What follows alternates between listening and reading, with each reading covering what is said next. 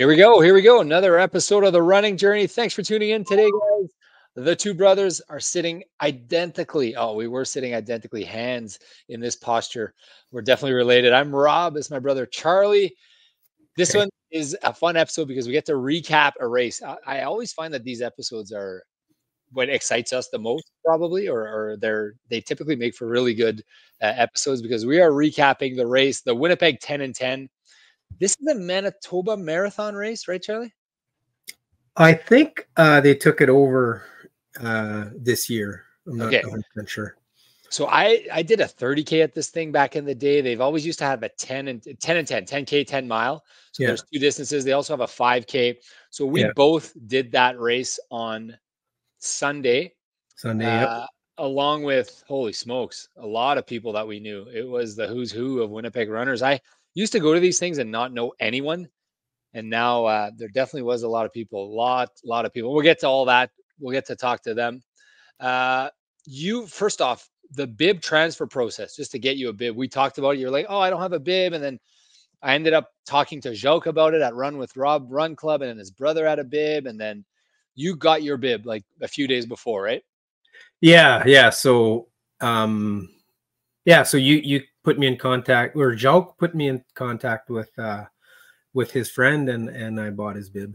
And then it was funny because a couple days later, you sent me you sent me that. I was so stressed. Like I wasn't that stressed, but I really wanted to do this race, right?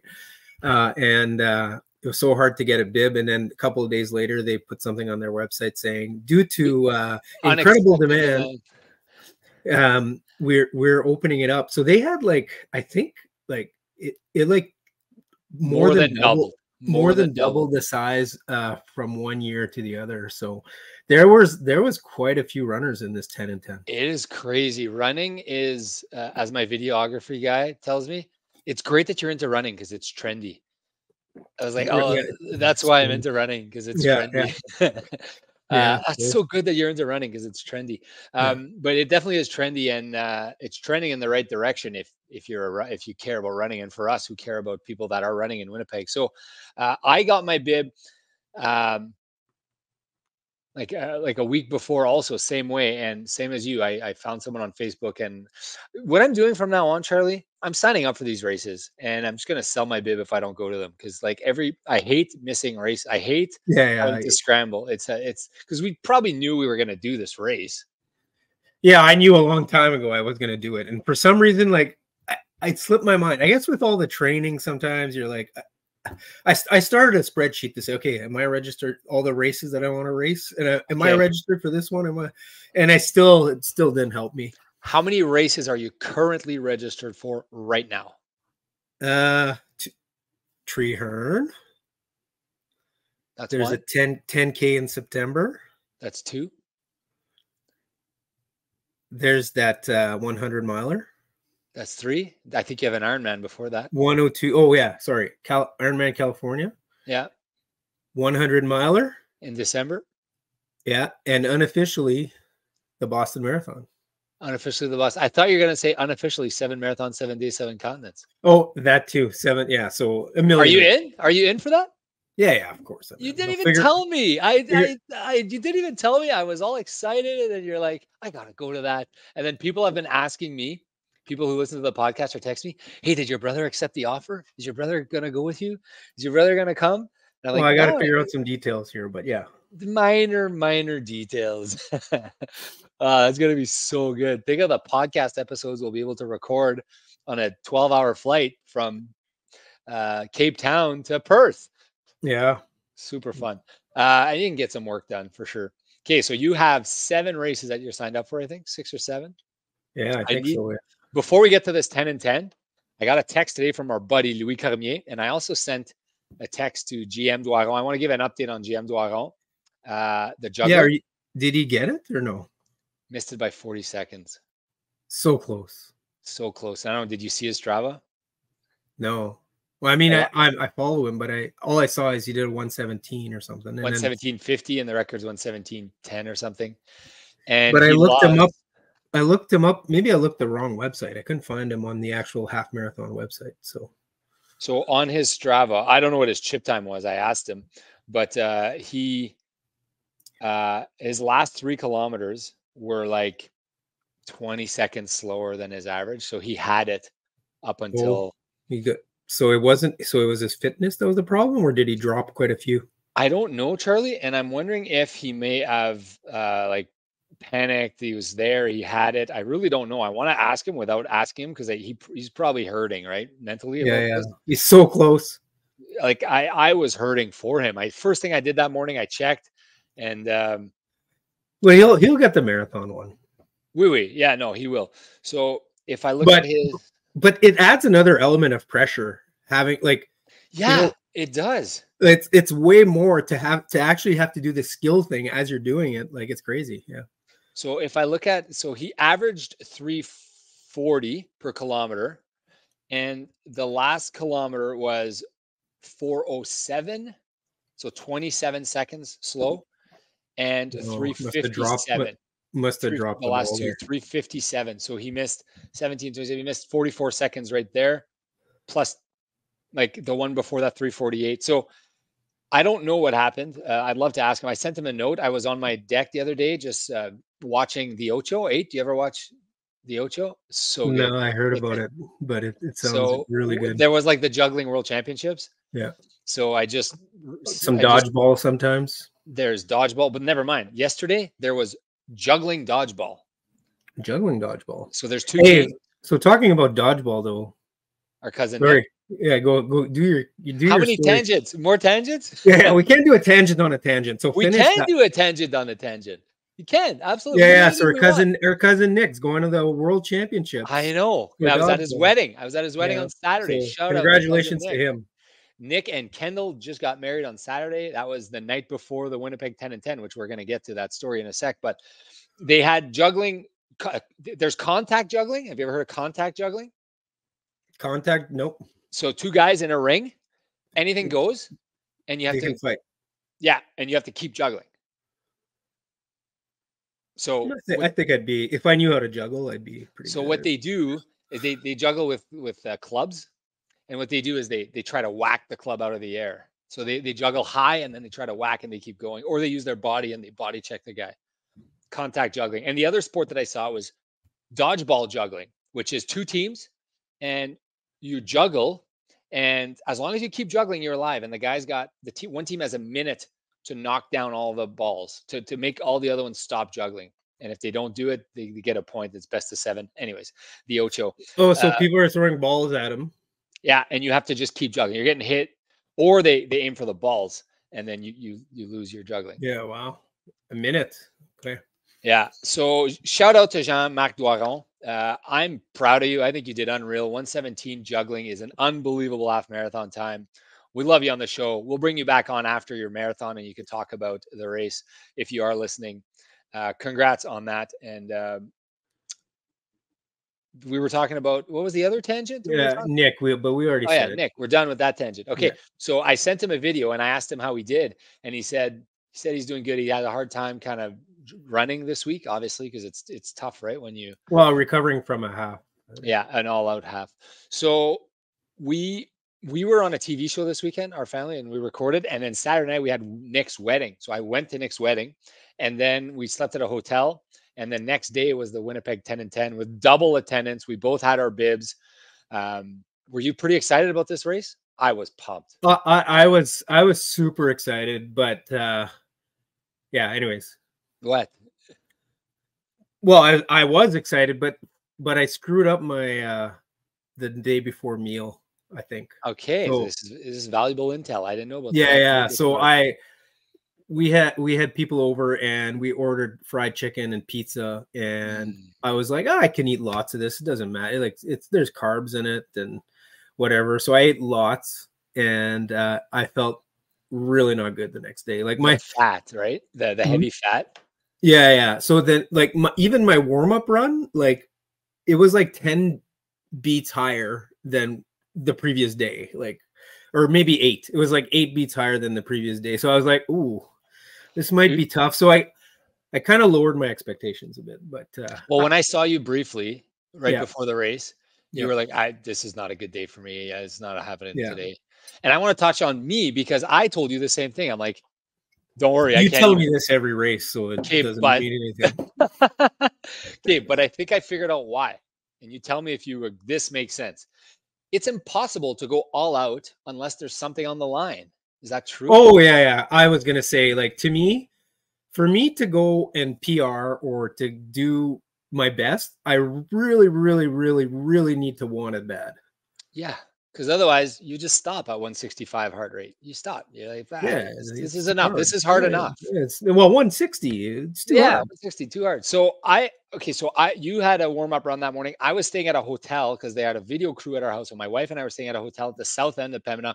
I had an 12, 7 mile jog to the start line.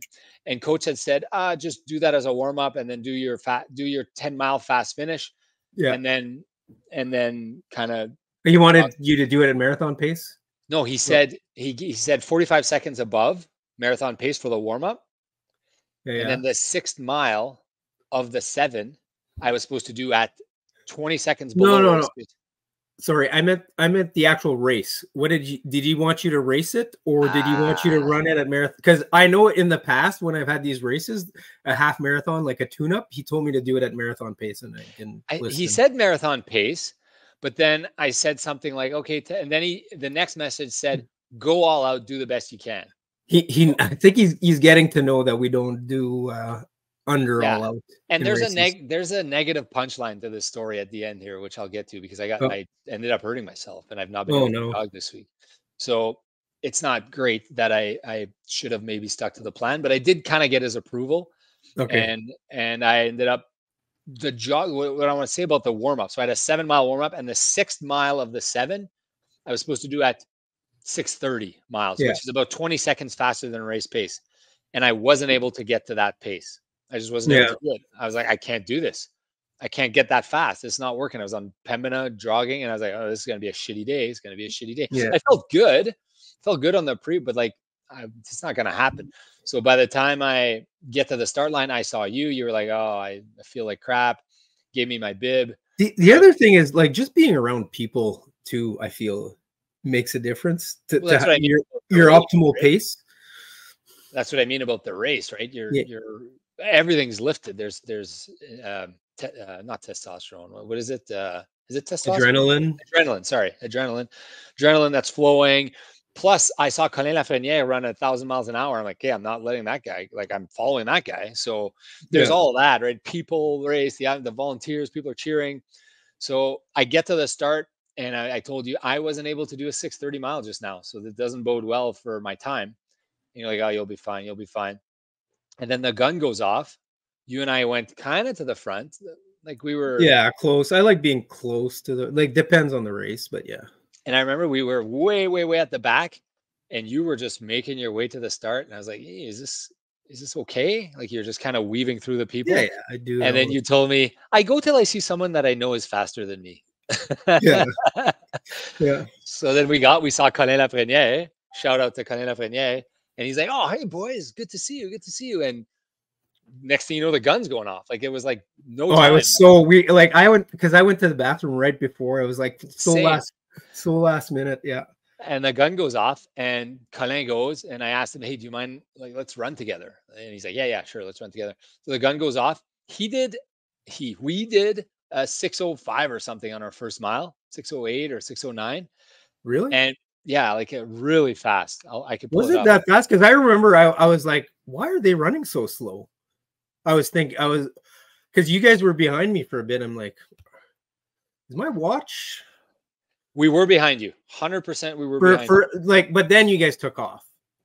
Yeah, I'm like, are you guys not racing this race? I remember I told you. You did say that, and I said it's a sprint, Charlie. It's a long race. It's a long race. So this isn't kilometers, but 3:47 for his first kilometer for Colin. Okay, well, that's a bit fast. Yeah, that's too fast. So he kind of slowed down a little bit, but he still had a great race. So we both got to the first mile, and I was like, my watch beep, and I went 6:07, 6:09, or whatever it was. I think 6:07. I said 6:07, and he goes, "Oh my God, wow, a little hot, eh?" And I go, "Yeah, a little hot, but that's okay, right?" He goes, "Nah, I think it was too hot," kind of thing. Because we had talked, and I was like, you should try for 102. Is kind of what I had told you.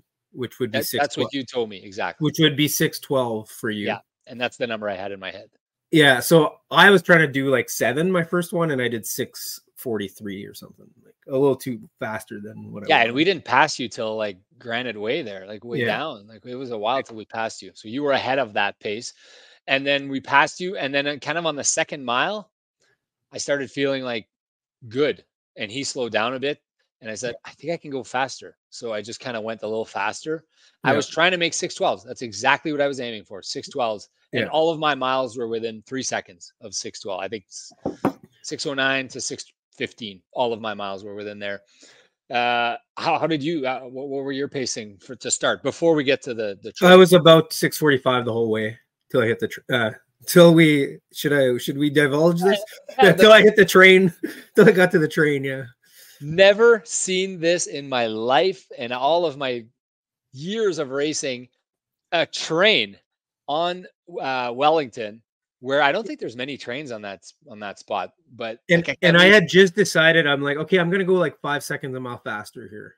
I had like just decided I'm gonna try to speed up a little bit for this finish. So it was a bit devastating. Thinking I was going to do a negative. I was kind of leaving, thinking I was going to do negative. I was feeling really good. Pace was picking up. And then all of a sudden I could see the guys in front of me. There was like a group. Our buddy Victor. Yeah. Victor was a little bit ahead of me. And I know I maybe said that I was hoping to catch him. I wouldn't have caught him. He's so fast. I would not have caught him. He did like 101 something. So but I would have been at 102. I would have been a full minute behind him. Yeah, you would have been around 102 though, you think, right? I would have been around 102. Yeah, all my miles. I averaged 6:11. Yeah. So I would have been around 102, but I wouldn't have caught Victor. I think I would have been around 108, maybe slightly under. So I could see those guys ahead of me. There's a group of 3 or 4, and then all of a sudden, ding, ding, ding, ding, ding, the arms go down. Like I'm about. You saw the arms go down? Yeah. God, how devastating would that be? I just saw a bunch of people. I'm like, what? And every time I cross that railroad, I'm like, wouldn't it suck if there was a train during a race? Like every time I run a race, I kind of have that feeling. Like, wouldn't it suck? I've never thought of that. I've never thought it was even a possibility. I thought they just checked that. I guess they don't, obviously, right? I don't know. Anyways, so I saw it. So I'm running. It's a bit of a long straightaway. Yeah, it's a bit of a long straightaway there, Wellington, and you're kind of. You didn't try to race it on the other side. It was going, and as soon as I saw the arms go down, I sprinted. I started sprinting, and I said, "I'm gonna beat him." But then, like, boom! You start seeing the train. I was maybe 20 meters, 30 meters from the train when it started. It was moving. Yeah. So you had the worst luck. You were the first guy there. First guy there. First guy there. Yeah. So you were the unluckiest of all runners. There were all the 10K they were behind me. The 10K. Sorry. But the 10Ks were definitely behind you because I was the first one on that side too. Like they would have had to been so fast to get there. But I mean, on the other side, I think there were 10Ks that were at the same time as me. They couldn't have been that much ahead because I got there right at the same time. No. Anyways, yeah. So, but yeah, it sucked for both sides. So it affected so many people because it was kind of the middle of the pack. Yeah, middle of perspective. Where was it? It was at mile 7.2, roughly 7.3. Yeah, 7.2, something around there. And it was just when I was gonna do a strong finish. On the way back of the 7.2, so this happened to be on the way back of the 10K as well, and happened to be on the way there for the 5K and the way back for the 5K, right? Or 2 miles. Sorry, did the 5K get involved? Did the 5K get impacted? I think the 5K didn't run that far. Yeah, they were stopped a little closer, right? Because 2 miles would be too much. Yeah. But the 10K, the 10K. Yeah. The 10K, all the 42s to 46 were affected somewhere around there, I think. Well, they got impacted on both sides because the 10K. Yeah, sorry, and the 30s. I forgot about the 3 guys that were running 30s. Yeah, 4 or 5 guys, I think. So they because the loop was just a little bit past. So they went and did the loop and they came back and all of a sudden they just beat the train, right? Coming this way. Yeah. So those guys weren't happy. The U of M guys, they had so I was talking to them for a bit and they were just not happy. But then Colin showed up. He was like a minute behind me. Then you showed up. Then Todd showed up and all these shout out, by the way, to all these Winnipeg. And it was kind of funny, and we're all just sitting there chatting. And the first person that was there was Coach. Coach Catherine. Is that her name? No, I don't think that's her name. Carolyn? Carolyn. Oh Carolyn. my God, I got to get this name She's right. John's his wife. John Coffin's wife. John, yeah, and she's a coach. She's a coach, Yeah, and she was the first one there. She was Yeah. biking because she would give me updates. She's like, "Oh, your brother says he's gonna catch." Yeah, you." she was like, "You can catch your brother." No, I cannot. So she was there, and she was like, when I took a video when I got there, and then she's there, and she's like, "What's gonna happen with your time?" And I was like, "Whatever." To reminder for anyone listening to this episode, I had 7 miles to do before, and now I'm doing the 10 miles, and I'm doing another. So for me, I was like, the time is important, but it would have been my best 10 mile by a million stretch. Well, it's Because probably the only time you've ever raced 10 miles, I would imagine. yeah, I've never. Yeah. I mean, I got to tell you about this after. I haven't told you this, but I PR'd on that day in the middle of a 22-mile training run. I PR'd 400 meters, 800 meters, 1 kilometer, 2 kilometer, 1 mile, 2 mile, 5 mile, 10K. I guess you've never done 400-meter intervals? I have, but I do them on treadmills. Oh, I see. So they don't. Yeah. It doesn't register properly. Yeah. Okay. So I PR'd. Oh, because yeah, you were going like 6-minute pace, which is or 6:12. So there were probably stretches where you did 130, 400. Look, I mean, if you do intervals, you would break that. But yeah. Now, I'm not counting the cheater marathon out of that because there's a 10K stretch in the cheater marathon where we actually did better than I think I did like a 38 or something. Yeah. So aside from that, which by the way, I did a 38:20 this weekend in the somewhere in there. I felt so good. I was like, oh my God, this is awesome. I left that as shitty as the train was, 7.5 minutes, 7.5 to 7:40. And my mile after was my kilometer after the train was the fastest kilometer I've ever run. So how do you think position wise the train affected your ranking? Do you think it didn't affect you? Oh, would I have caught those guys? No. Oh, maybe, but also did anyone that was behind you pass you? Nobody passed me. No. Okay, so me, for sure people passed me. At least one person passed me. And also I was running behind people that I was like before the train. You were ahead of. I was a minute or so ahead. Yeah, it gave everyone a reset on their heart rate. Yeah. So if anyone who's faster but doesn't have the endurance had an advantage, and so I remember, and I'm like, these guys were behind me, and in the last kilometer, so I had my best kilometer was the last kilometer because I kind of caught up to people that were previously behind me, and I went really hard that last. Well, it was like 3:59 or something. It wasn't that fast, but it was. I went hard. Yeah, I loved. Well, I started running and I saw the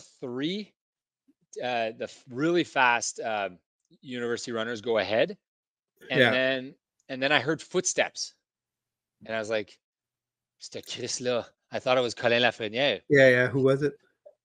Well, I'm like, I thought it was another 10K runner. 10K, yeah. Who was shout out to Todd Friesen. He was so fast. Even after that train, he was like 6:20s or something. Man, he's picking up his speed. Yeah, He's really he's looking good. I'm trying to find the PRs here in here. Oh yeah, PRs, best results. 400 meter, I did 1:22. So sorry, that was my second best 400 meter, 1:22. You did a 1:22 during nice. And then my half mile was 2:50, was the fastest ever. My 1K, fastest ever K, 3:33. I couldn't believe that was the sprint after the train, obviously. Because I remember I was talking. It was pandemonium after the train. Oh my God. It was hilarious. I went on the other side, and then I also kind of sprinted out, but then I was like, I can't do this. So I slowed down, but I had to cross over the boulevard, and I just weaved in, and I saw you, and you were like, holy, he's going fast. Anyways, it was fun. I talked to Colin, and he's like, man, I guess it's a sprint now. There's 2 miles left, right? 2.5 miles left. So like, just go all out. I was like, that's what I'm going to do. So I went, I mean, obviously I couldn't hold that pace, but I didn't really care. I was like, I'm going to go as hard as I can here. And that's that. So yeah, every PR distance, my 10K was a 38:30. 38. That's pretty good in the middle of a race. So I left that race. I finished strong. I think I would have caught. So I know that I lost about 7:37 to 7:40 roughly, Yeah. based on Strava, based on all my data. I have every mile, right? I have every kilometer. And there's a guy that finished 7 minutes ahead of me. So I'm pretty sure I would have passed. He faltered, in other words. And there's another Yeah. one like 7.5. So I think I would have passed one guy, and I had an outside chance of passing another. But those guys are fast, and like Yeah. if I haven't passed him in 7 miles, I'm probably not passing him, right? Yeah. So all in all, though, fun race and fun, weird ambiance there when we had. So on our side, there would have been 40 people. How many? Yeah, maybe because there was like there was a few like maybe 5 or 6 10K guys, and Yeah, then all of maybe us. 30 35. So it was all the people that were within like the 102 to 110 range. Yeah, anyone who finished in that room. Or Me, even me, 111 like were, because I know some 112s didn't get like didn't get affected by the train. but then on the other side, there was way, way, way more. Way When the more train people. opened up, I was like, Like holy, there's a Grant lot of Grant people. was there. Yeah, Jacques I Auger. think oh, Jacques didn't get affected. He was Okay. doing the 10 miler. He was doing the 10 miler. Okay, so he would have been just a little bit behind. Yeah, Probably. he had a PR, so congrats to him. Yeah. And congrats to Grant and Donnie and Marty and all those guys. They did the parks. Did you know about that? They did them all in one day. Yes. I was 50K. talking to them. We had a nice run on Saturday. And yeah, they did like 25 miles or 50K or something. Yeah, they did 48K or something. They did all the parks run or whatever all in one day. Yeah. So the race finishes. We kind of a little bit upset, a little bit not. I was just pumped about my day. I was just so happy. You knew you were in good shape, and you were like, whatever. I didn't get my time, PR, but I'm like, I know I can run fast right now. I was so happy that I was a little bit the opposite. I was like, man, I wish I could run faster. But the bad nutrition, just the tiredness from all the biking, it's fine. And you get it now. You know that you can't compete with a guy who's just training to be fast for a marathon. Like, that's all I'm doing, right? I'm not doing anything. Well, no, I mean, it's not the way I should look at it. It's my own thing, right? You are where you're at, like Greg said. Like, you don't compare to other people. You are where you're at, and I mean, everyone takes a different route. And I feel like I'm building my engine, like how like Greg. I love that guy. But good was that episode, by the way. My God, I listened to it this morning on my jog. And people are probably like, you listen to your own podcast episodes? Yeah, I do, because that was so good. Greg was so good. That episode was so good. UTMP. If you haven't listened to that episode, go to episode 78 and listen to it. It was so good. Yeah. So when he was talking about building the engine, I think I'm building the engine, but I'm not training specifically to be like fast in like 10-mile, half marathon, even marathon. It's longer. It's a longer kind of horizon that I'm being trained for. So I think that if I train for a couple months, I could probably do a really good marathon. So I'm okay with 6 it. weeks. 6 weeks is all you need for a build. Yeah. I also feel that way because I don't think I'm a particularly, and I'm doing this on a relative basis. Like, my wife got mad at me this morning because I said that like I wasn't fast, and she got mad at me. But I was saying, like, on a relative basis, like, you're no Greg Penner. I'm no Greg Penner, but I mean, even if you compare the 3-hour marathon runners, what I was trying to say is I'm one of the slowest. Yeah. My 1 mile is not good. You can go a very high percentage of my top speed. Of your, well, I wouldn't even say your top speed, but of your threshold, like your 10K pace. Like, you can go a very high percentage of your 10K pace for a very long time. So when I ran that 10K at 38 minutes, I was like, wow, this is a good sign for me. I was so happy on Sunday. So then the race finishes. This was a mistake because we ended up chatting, and it was kind of fun. I enjoyed that, just hanging out, chatting, have a chocolate milk, shoot the breeze. And then I was like, okay, I got to go back to my hotel. I had a 7-mile jog back to my hotel. So now I've been kind of standing and sitting, and I started jogging, and I've been dealing with this thing in my hip since Bismarck, since I did the hills, and I had the side. I didn't talk about it because it was one day. I took one day off, I had a shoulder tough run in Bismarck in the hills, and the next day I was sore, in I my can't run if it's not perfectly flat myself. yeah. No. So I took one day Hard. off. Patrick told me to take it off. This is like a week and a half ago. And it came back and I just, whatever, not a big deal. I just kept going. But then Sunday, it totally reflared it up, or it was barking, as Yeah. Greg would say. So on the jog back, I did something I've never done. I don't remember the last time I did. I was like, it's only 5 miles left. It started hurting. It's only 4 miles. Pull the chute. Pull the chute. I Ubered the last 2 miles after No. doing 22 miles. But I thank God I did, because I still felt good. I was like, I could run forever. But I was like, what if you hurt yourself? Trying to think of how many times I ended a run. Maybe definitely less than 5. I don't know. This has never happened to me. But it happens sometimes. Yeah, I think or I walk home. I've walked home a few times. I'm like, I'm done. I was worried. All of a sudden I started getting worried. Sure enough, 2-3 hours later, it was sore. And then that night I didn't sleep. I was in so much pain. The next day I said, what do? I went to I was seeing Joel, my person. He worked it and kind of got a little bit better. Tuesday, I saw acupuncture, blood flow, tons of work. So then it kind of just flared up and it's healing. Wednesday, I didn't jog. Yesterday, I went out. I did like 20 minutes. Today, I did maybe 45 minutes. So it's slowly coming back. It'll come back. It's just that really, really, really hard race. Well, I pretty much did.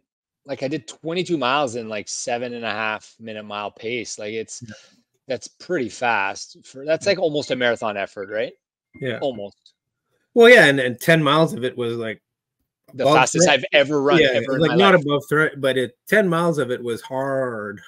The fastest I've ever run. So anyways, at first I was a little depressed about this. And then I re-listened to the podcast episode with Greg and he was talking about injury and he was talking about, I was just like, okay, yeah, this is part of life. Like, and it's funny, Q, my physio, he's so good. If ever you guys need to see a physiotherapist, Des Raval, on wherever they are at, where's North Star, wherever. Anyways, he was like, Rob, the amount of miles you do, like, this isn't an injury. This is not an injury. This is like, it's a minor hiccup. Like, you're still gonna be able to run tomorrow. Like, he was so good for my mental psyche, like that it wasn't tendon, it was just muscle. And anyway, so now next time I have an issue, I'll go see him.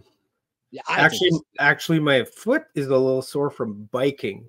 I think it's biking that's actually harder on my foot than running right now. Okay. I don't know. So I do want to talk to you about. I got a text from Louis Camier today. I want to share with you real quick, but I want to put an end to this injury thing real quick.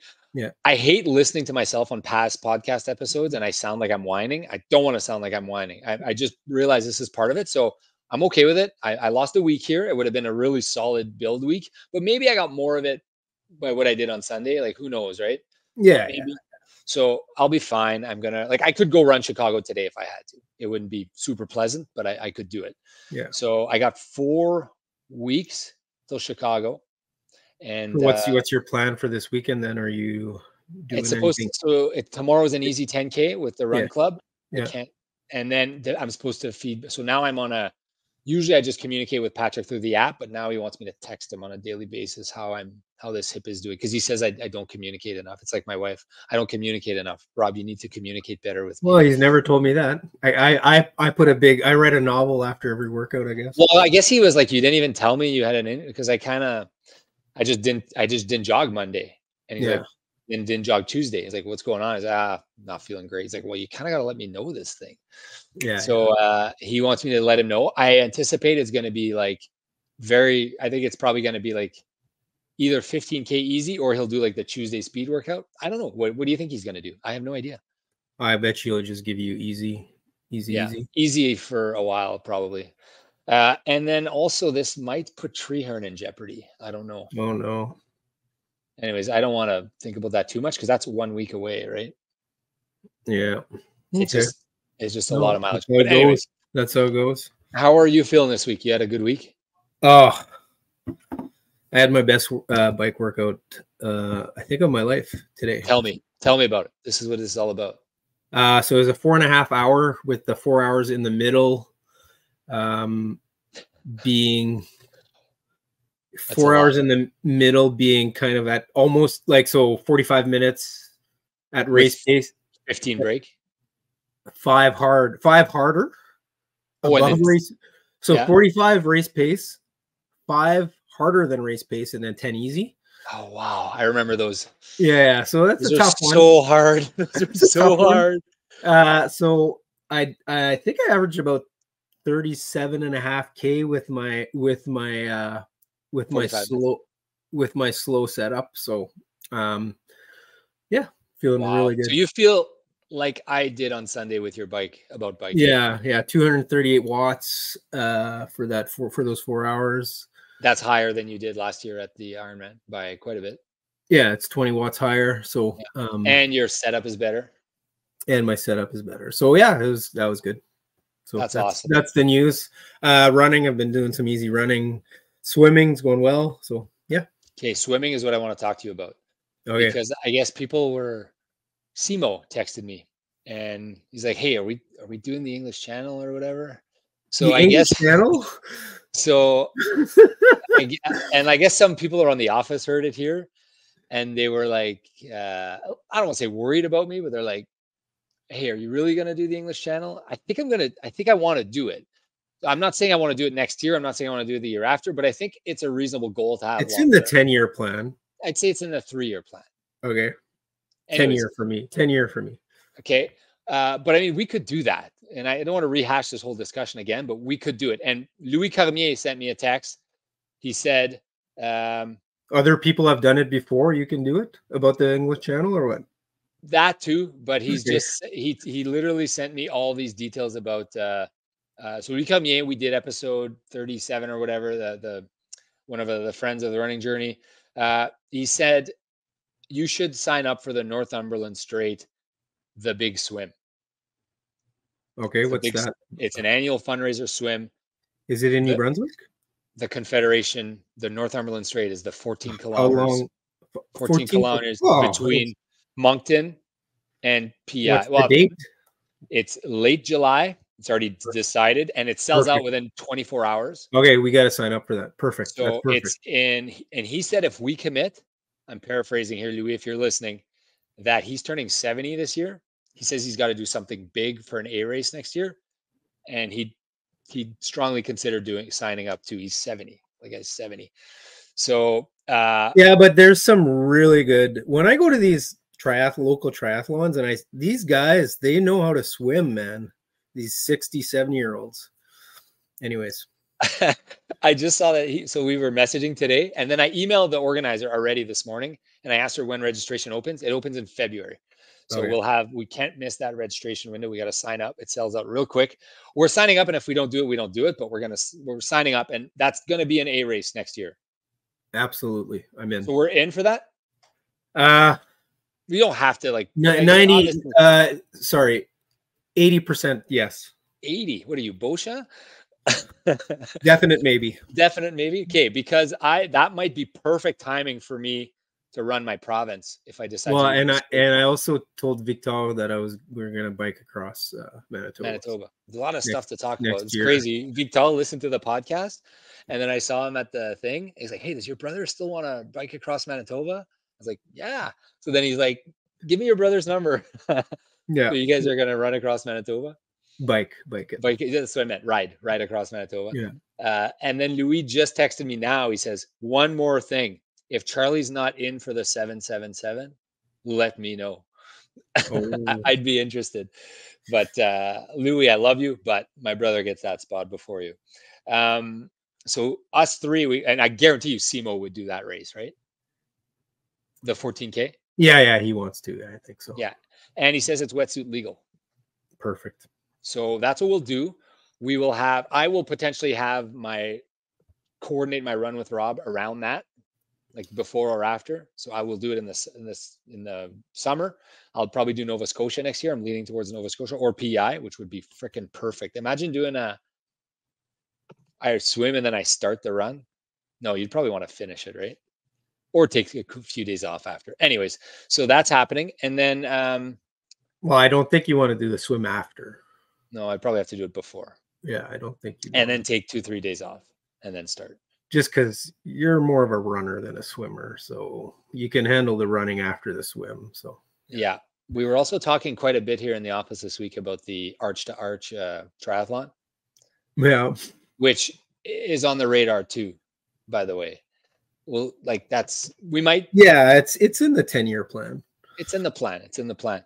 And then I still have across Canada. That's at some point. I have the 50 marathons, 50 states, 50 days. Anyway, so there's some things that you've got a lot of you got a lot of things. I got some things that I want to do. So okay, that's a pretty good episode, Charlie. I feel like anything else you want to add here? No. Yeah, no, that's it. Let's go. Okay, so a lot of the races you're signed up for. Man, I think of the 4 races I have coming up, the 4 that I have signed up for, I have Chicago Marathon, which is the most excited I've ever been about anything. I then have Triathlon Worlds. I then have that 100-miler backyard, and then I have 777. The thing that I'm the least excited about are the Triathlon World Championships. It's crazy that is like, that's the least exciting thing I have in the next 4 months. I'm so lucky and thankful. And, yeah, I've kind of decided I'm not doing it because there's just too many things. Yeah, but I mean, I'm going to do it because I've already booked a flight and all that. But it's an exciting time for me, anyways. And I hope everyone out there, even though I'm injured a little bit, I hope you're loving your races right now. Loving your Marty wants to. Oh, I got to talk to you about Marty. He wants a 6-week training plan for the half. So he wants to do a WFPS, and he's like, "What should I do?" He wants to do a fast half. So I told him that you could come up with something on the back of a napkin pretty quick. Yeah, for sure. We'll talk about that some other time. All right, that's it for today, guys. Thank you so much for tuning in. I'm Rob. This is Charlie. We are The Running Journey. And give us a like and a 5-star review wherever you listen to your podcast. Thanks for tuning in. We will see you in the next episode.